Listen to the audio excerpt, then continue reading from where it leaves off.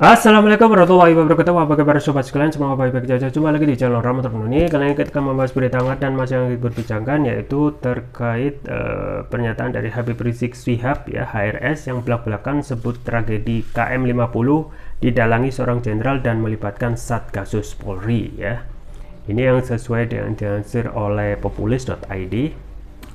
Dan memang kita harapkan ya kepolisian yang sesuai dengan janji Kapolri ya dapat membuka lagi kasus KM50 itu sesuai kalau ada novum ya. Nah, novum itu sudah jelas sebenarnya terang-benderang setelah ada kasus FS gitu ya. Baik, langsung kita baca dan kita ulas ya. Populis sesuai yang dilansir oleh populis.id, Habib Rizik belak-belakan sebut tragedi KM50 didalangi seorang jenderal dan melibatkan Satgasus Polri. Populis Jakarta, Habib Rizik Syihab kembali buka suara terkait tragedi KM50 yang menewaskan 6 laskar FPI di tol Jakarta Cikampek. Pentolan Front Persaudaraan Islam FPI ini menuding kasus kematian laskar FPI itu didalangi oleh seorang jenderal dan melibatkan Satgasus Polri. Ia menyebut para pelaku penembakan laskar FPI dengan sebutan geng KM50. Ya. Mobil syuhada ini menjadi bukti penting tentang kebejatan dan kejahatan serta kesadisan geng KM50 yang dipimpin seorang jenderal dan melibatkan Satgasus Polri, ujar Rizik dikutip dari YouTube Islamic Brotherhood Television Selasa 8 November 2022. Lebih lanjut, Rizik menegaskan bahwa keterlibatan Satgasus yang diketuai oleh ex-Kadif Propam Polri Verdi Sambo merupakan sebuah fakta yang sudah diketahui oleh publik. Sebelumnya, pihak FPI mengambil dan menyimpan barang bukti mobil Chevrolet Spin berwarna hitam yang dikendarai oleh laskar FPI sebelum tewas ditembak di KM50 tol Jakarta Cikampek. Menurut Rizik, mobil itu akan disimpan hingga digelarnya pengadilan hak asasi manusia di kemudian hari. Ia menyebut mobil Chevrolet Spin warna hitam itu akan disimpan di sebuah tempat khusus. Fisik mobil tersebut akan memberikan jawaban untuk kita apa sebetulnya yang terjadi pada peristiwa tragedi KM50. Mobil ini akan kita simpan dengan baik, barang bukti tidak boleh kita hilangkan dan musnahkan, ucap Rizik. Diketahui bahwa kasus KM50 yang terjadi pada 7 Desember 2020 ya, berarti mau 2 tahun ya, itu telah disidangkan di Pengadilan Negeri Jakarta Selatan. Dalam kasus itu ditetapkan 2 terdakwa yang merupakan polisi, yaitu Bribtu Fikri Ramadan dan Ibda M. Yusril Ohorela.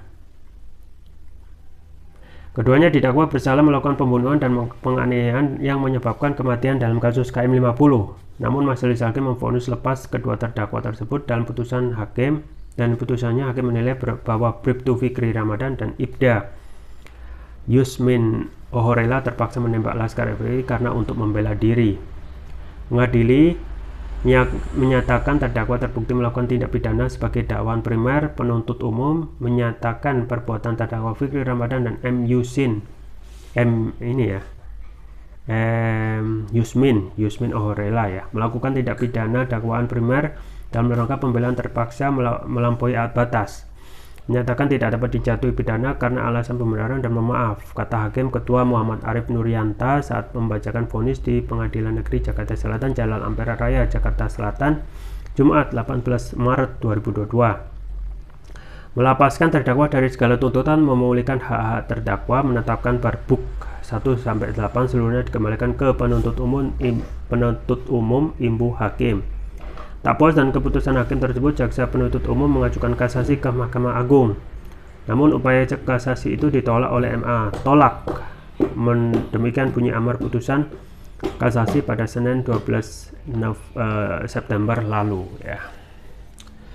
Jadi itu ya sobat sekalian, jadi memang awal-awal untuk kasus KM50 itu memang masih diselimuti awan tebal ya. Awan tebal yang seseorang itu ya, termasuk juga Komnas di dalam tanda kutip tidak berani untuk mengungkap secara komprehensif siapa dalang, dan kemudian mengungkap bukti-bukti yang ada di kilometer 50 ya. Mengingat kita ketahui ya lokus delikti KM50 itu sudah dihancurkan ya. Nah, ini termasuk juga pelanggaran hukum ya, karena menghancurkan lokus delikti ya, yang sampai saat ini ya belum belum diputuskan secara adil ya untuk kasus ini. Artinya dari segi keluarga korban ya, tentu saja mereka belum menerima keadilan secara komprehensif ya, dan juga yang paling aneh untuk kasus kilometer 50 yang benar-benar ini adalah pelanggaran hak asasi manusia itu ya, tidak ada satupun yang ditangkap, ditahan.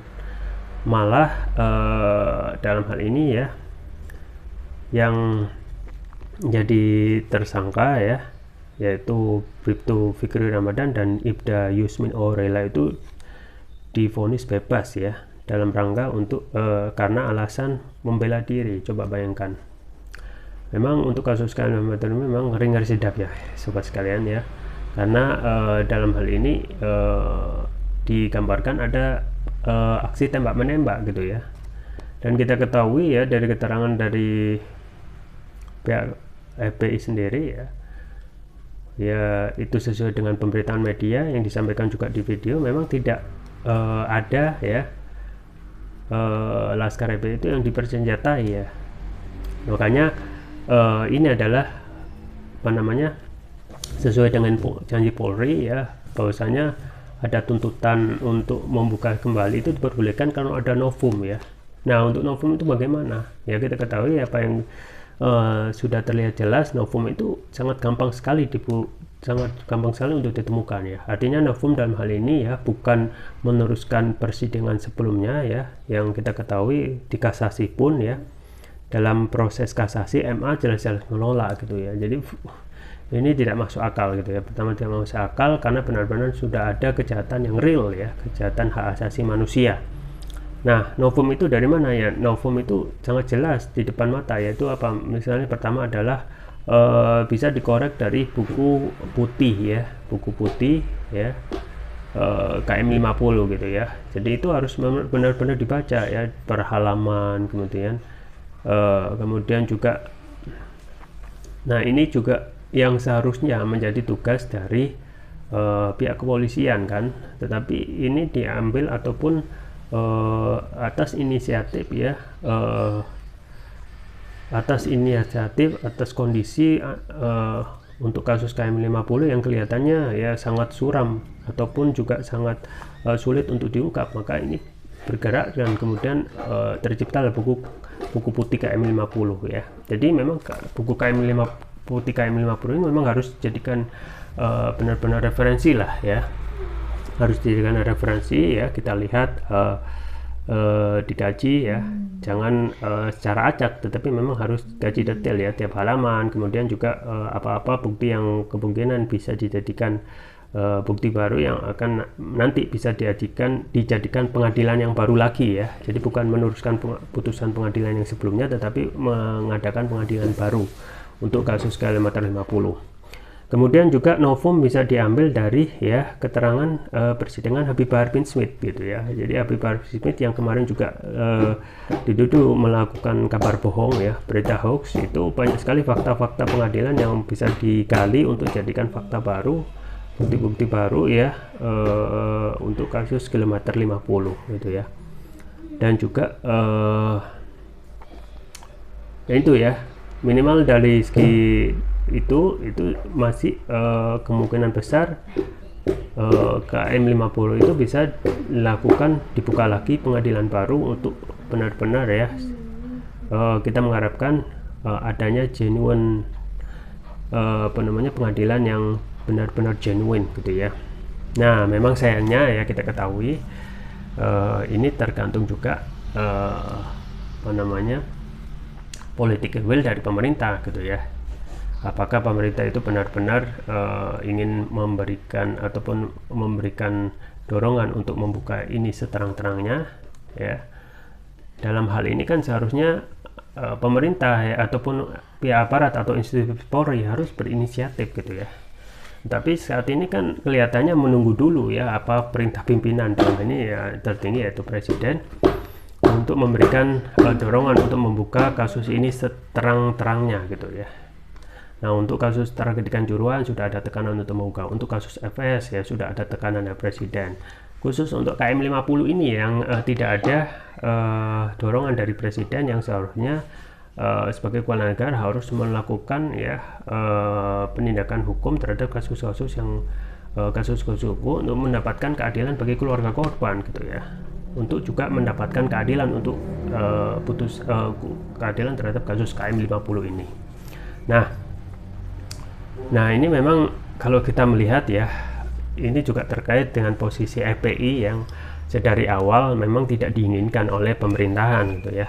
Makanya kemarin kan ada pembubaran FPI, dan kita itu juga tidak jelas ya alasan pembubaran itu ya, apakah melakukan pelanggaran secara hukum atau tidak ya. Yang ada adalah FPI ini ya tidak melakukan perpanjangan SKT ya. Coba bayangkan, untuk hal sepele administrasi ini ya tidak bisa diterima oleh akal gitu ya. Jadi SKT atau surat keterangan terdaftar oleh ormas itu seharusnya itu bisa untuk dipakai oleh ormas untuk dijadikan dasar ormas. Artinya ormas itu ya bisa memakai SKT, bisa juga tidak gitu ya. Kenapa? Karena banyak juga ormas itu yang tidak memakai SKT gitu ya. Pun juga untuk pembubaran HTI gitu ya, HTI juga dibubarkan karena dicabut badan hukumnya ya. Jadi sebenarnya untuk putusan HTI sendiri, kalau kita melihat hasil putusan PT UN dan membaca lagi ya hasil putusan PT UN, itu tidak ada putusan ya bahwasanya HTI itu organisasi terlarang gitu ya. Jadi putusan tun atau kasasi di Mahkamah Konstitusi itu ya itu menguatkan putusan sebelumnya bahwasanya badan hukum perkumpulan HTI itu dicabut ya, dan dikuatkan saja di Mahkamah Konstitusi. Nah untuk kasus FPI ya, kita juga tidak melihat ada pelanggaran gitu ya. Pelanggaran apa yang dilakukan oleh PRI? Karena yang terjadi di permintaan hanya SKT saja, sedangkan SKT termasuk juga badan berbadan hukum itu tidak diwajibkan dalam suatu organisasi ya.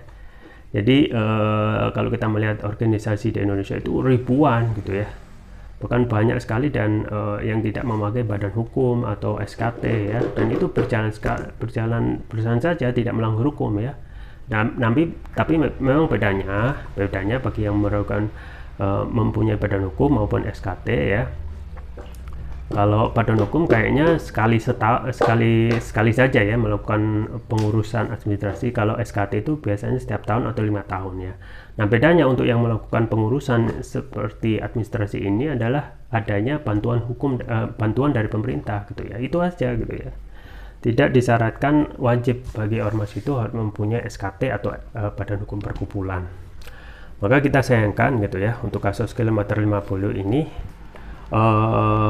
polisi harus fair gitu ya. Polisi harus fair, dan juga kita juga menyayangkan adanya dalam hal ini DPR gitu ya. DPR juga tidak merespon dengan baik untuk take over ya, untuk menekan Kapolri ya ataupun institusi kepolisian untuk menyelesaikan kasus ini gitu ya. Jadi kasus ini itu sudah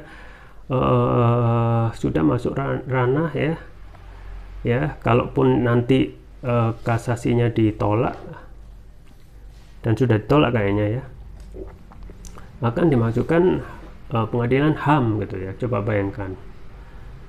Kenapa? Karena memang di negeri ini tidak bisa mendapatkan keadilan secara nyata dan komprehensif gitu ya. Kasihan keluarga korban itu ya.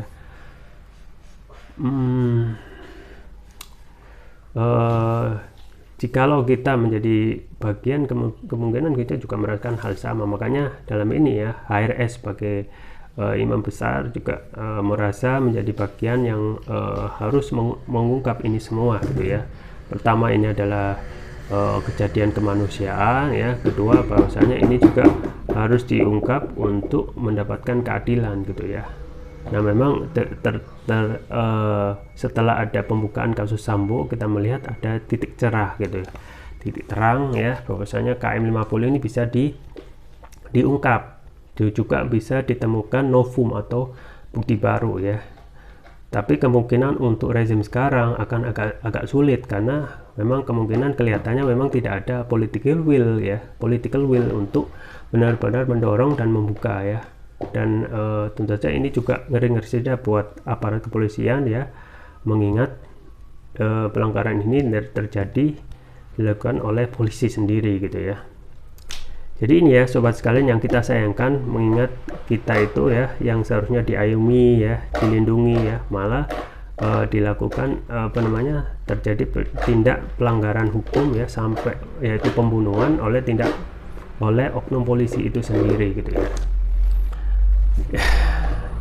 Nah kemungkinan memang tidak ada kata lain kecuali bagaimana polisi ke depan ini harus melakukan overhaul ya, perombakan agar polisi ini kembali menjadi institusi yang bisa dipercaya oleh publik gitu ya.